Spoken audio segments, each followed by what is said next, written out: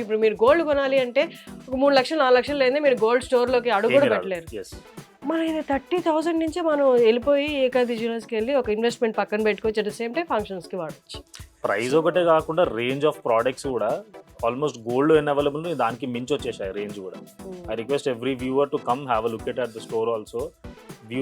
Range of products అనేది చాలా మ్యాసివ్గా available ఉన్నాయి.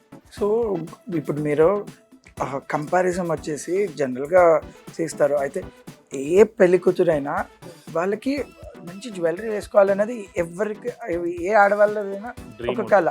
సో వాళ్ళకి అందుబాటులో ఉండాలని అది స్టార్ట్ చేసామండి.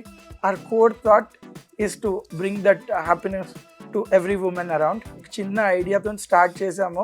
ఒక ప్రాపర్గా ఒక మంచి హారం కొనుక్కోవాలనుకోండి 10-15 లక్షలు పెట్టాల్సిందే. ఒక నెక్లెస్ కొనుక్కోవాలంటే 5 లక్షలు పెట్టాలి. అయితే ఆర్టిఫిషియల్ జ్యువెలరీ కూడా ఉంది కదా, ఇది కొత్తగా ఏముంది అనొచ్చు. అయితే ఆర్టిఫిషియల్ జ్యువెలరీ మీరు వాడినట్టయితే you will not find the proper finish. అవును. సో రేట్ తక్కువకి వస్తుంది కాబట్టి ఎంతసేపు రేటు పైనే ఉంటుంది ఆలోచన. సో వాళ్ళు ప్రైస్ తక్కువ ఉండడం వల్ల ఫినిష్ ఇవ్వలేరు. But when you come to silver it is as good as gold. And సిల్వర్కి వచ్చేసి ఒక ప్రత్యేకత ఉంటుందండి, సిల్వర్కి డెన్సిటీ ఎక్కువ.